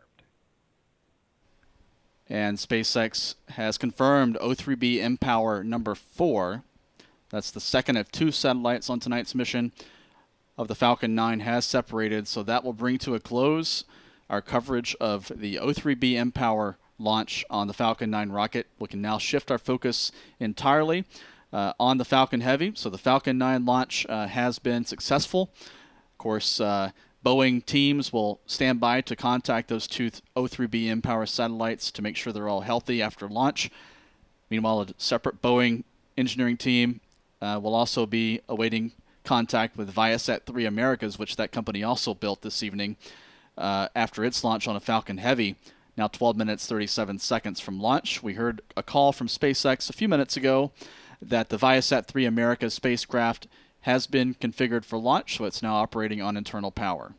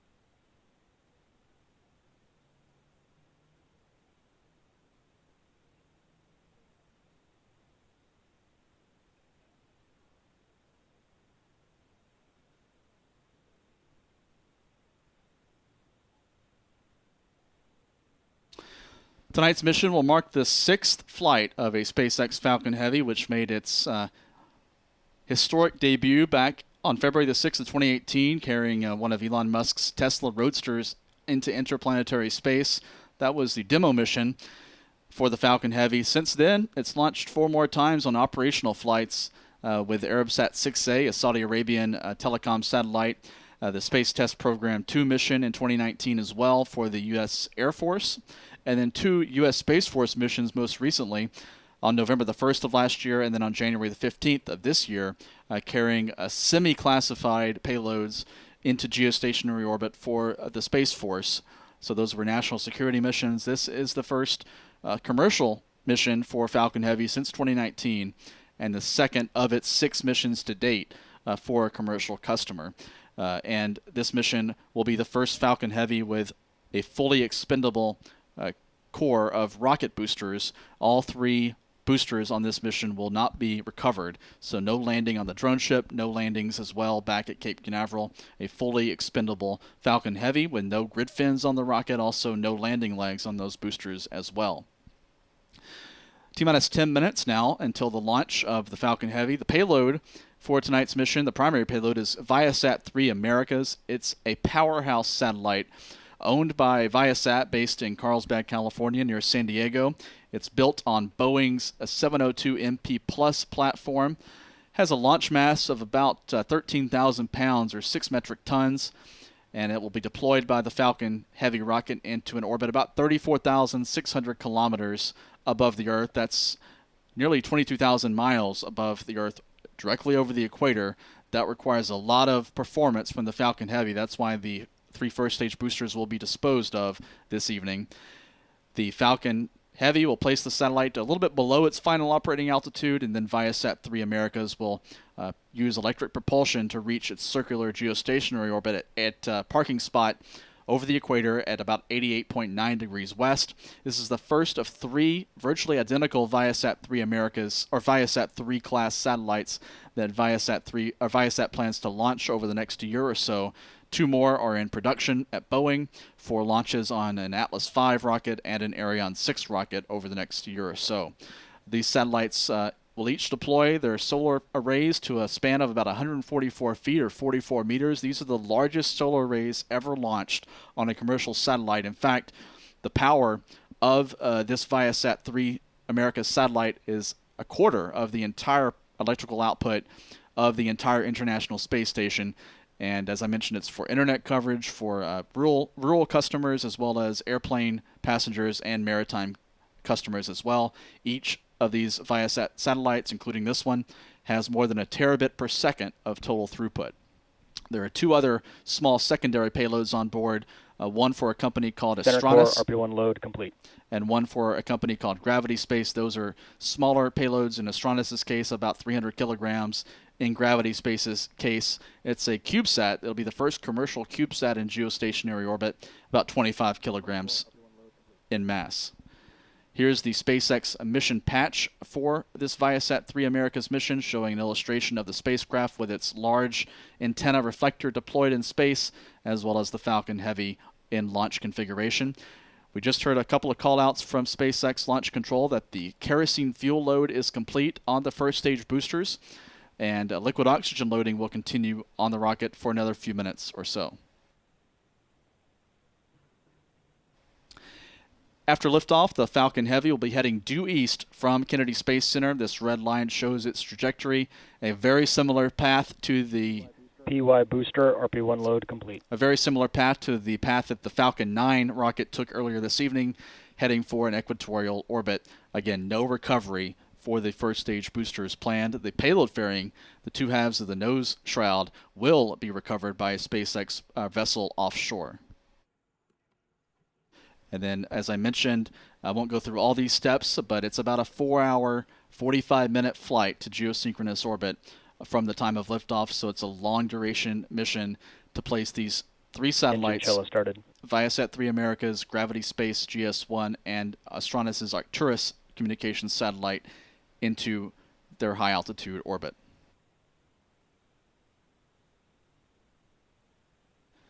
Engine chill down underway now on the 27 Merlin engines. This is a thermal conditioning step to make sure that those engines are properly at the proper temperature for the engine startup sequence. NY booster RP1 load complete.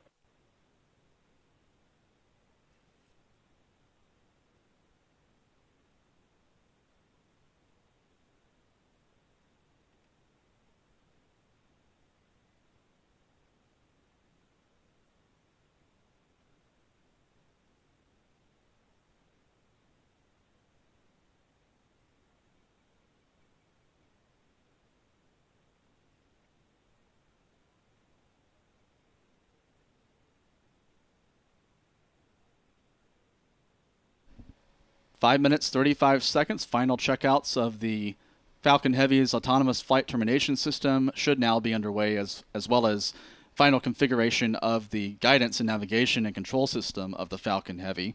This is all managed through the automated countdown computer.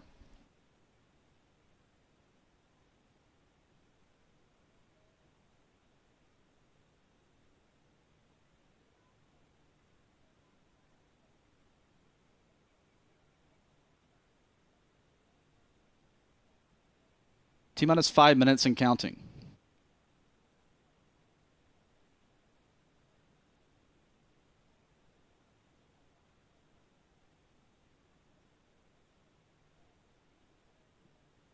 Falcon Heavy tanks are pressurizing for strong back retract.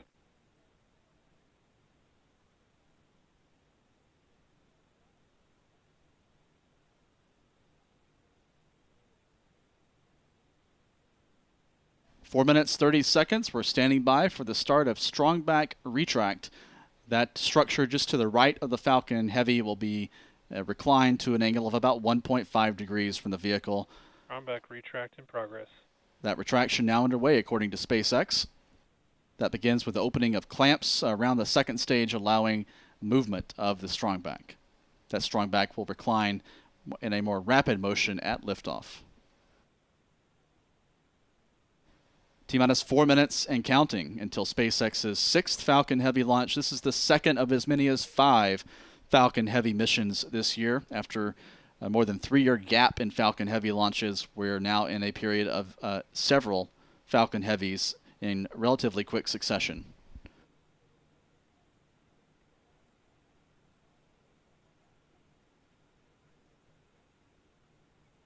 NY booster LOX load complete. And liquid oxygen loading is wrapping up on the 3 different boosters on the Falcon Heavy. One of those boosters now fully loaded. We'll hear similar calls for the other 2 boosters in the next few seconds. PY booster LOX load complete.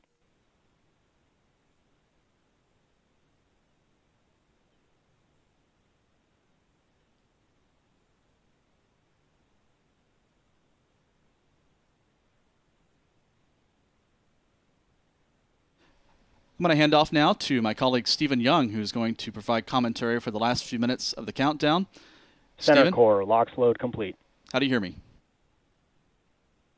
I have you loud and clear, Stephen. All right, it's all yours. We're now less than 3 minutes from the launch of the Falcon Heavy with the ViaSat 3 broadband internet satellite.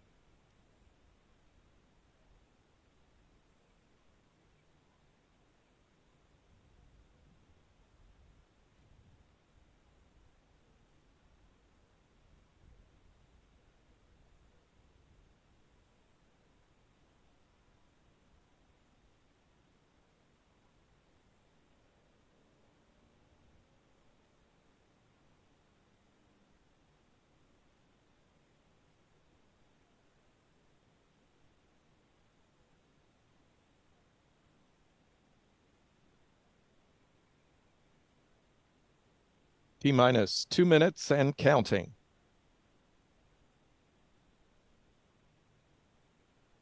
Stage 2 LOX load is complete.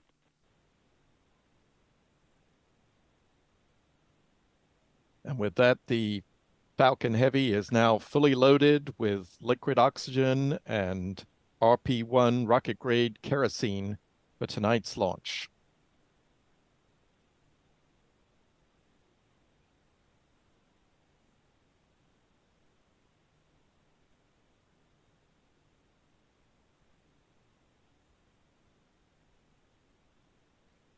Ground gas closeouts. Coming up on the point where the Falcon Heavy's onboard computers will take control of the countdown.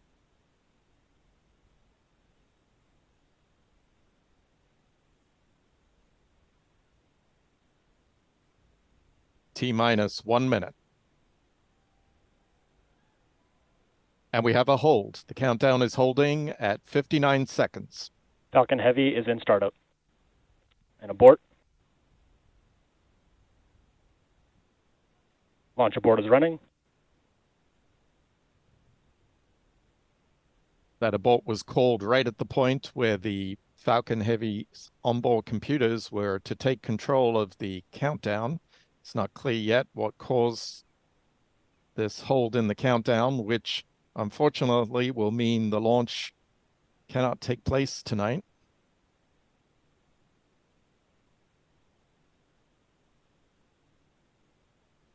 We're standing by for more information from SpaceX.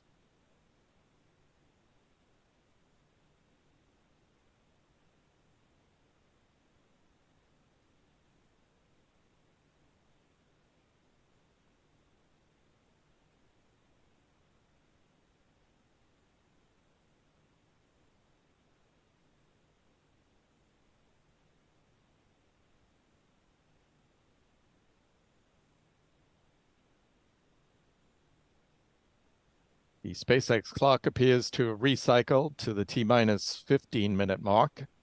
Clocks at the Kennedy Space Center, which are fed from the Range Control Center, still reading the hold time of 59 seconds.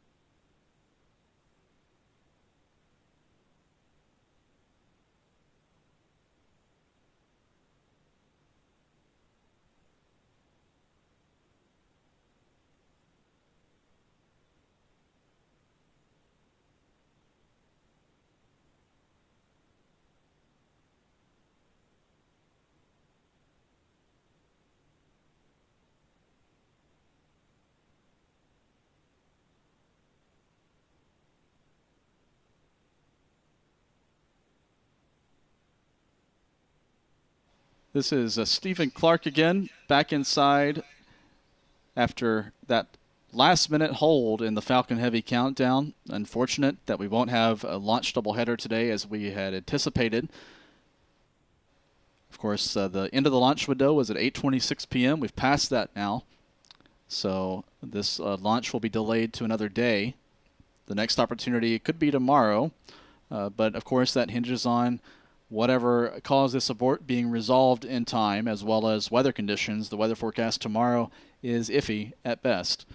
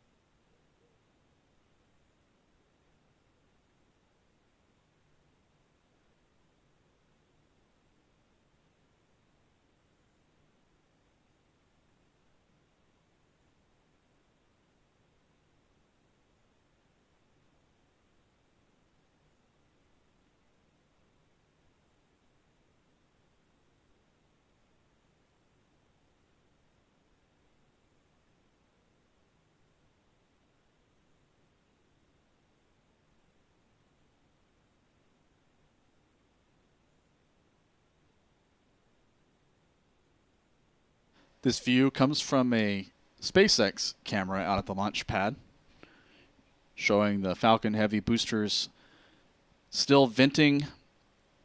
Those propellants will have to be detanked and drained from the rocket over the course of tonight, as SpaceX sets up for another launch attempt. We're still standing by for any update from SpaceX on what the reason was for this hold.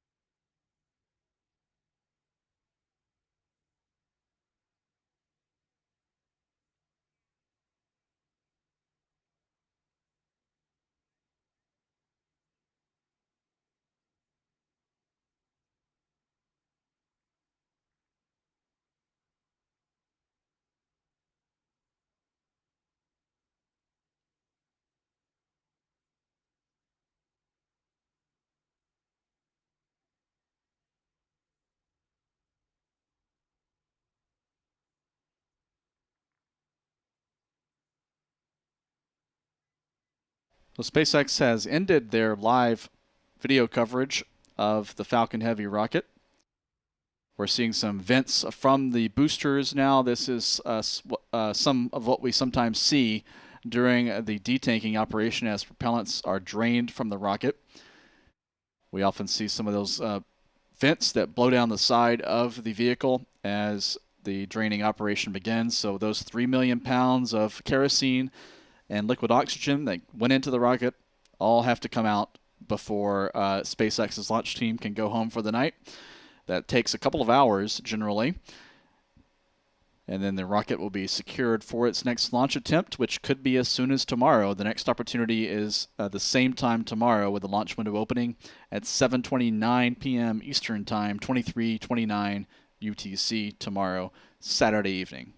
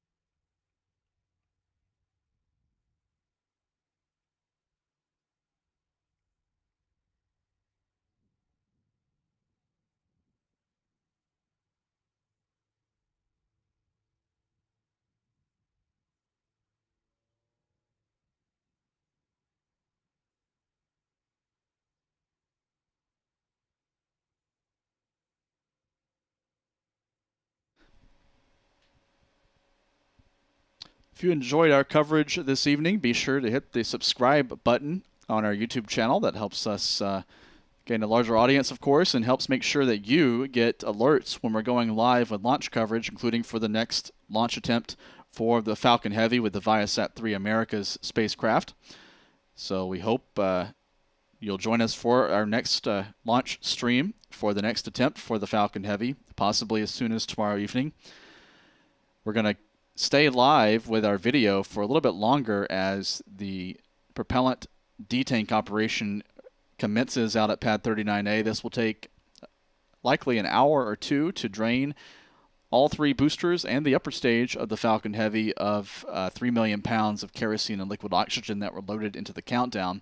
Just to recap, the countdown was held at T-minus 59 seconds, right around the time that the countdown ground sequencer computer was supposed to hand off to the Falcon Heavy's onboard computer. That's a checkpoint in the countdown, one of several at which a hold could be called if there's a problem during that transition from the ground to the flight computer. Everything up until that point appeared to be normal. There were no reports from the Launch Control Center of any issues in the countdown until that hold was called.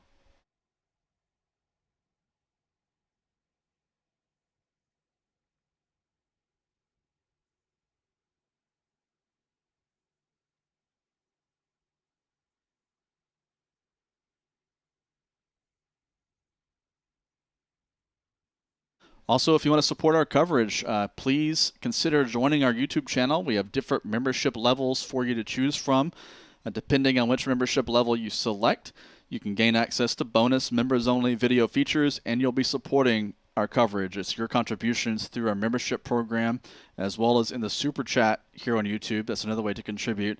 That's what drives our coverage. That's what funds us to be able to bring you these camera views. That's what funds our stories on our website, which have been relied upon by industry insiders and space enthusiasts and casual readers for more than 20 years.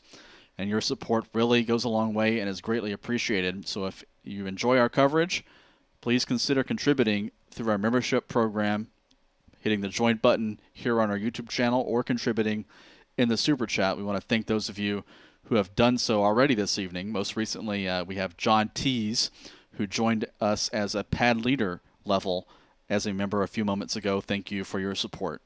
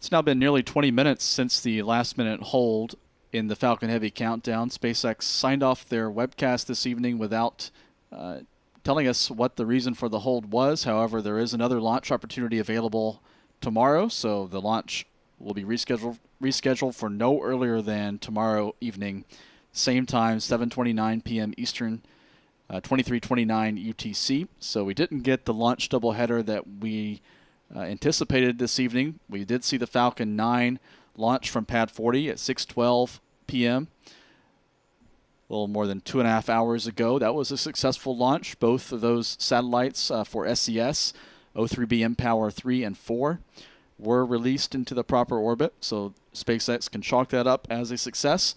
And then the next SpaceX launch continues to be the Falcon Heavy. It's still on the ground tonight at Kennedy Space Center due to a last-minute abort. So we're going to sign off our live commentary right now. We're going to continue streaming these views of Pad 39A throughout the night as SpaceX drains propellants from the vehicle. And we'll be back potentially tomorrow for another stream for more coverage of the Falcon Heavy and the ViaSat 3 Americas mission. So until then, I'm Stephen Clark reporting live from Kennedy Space Center in Florida. Have a great night.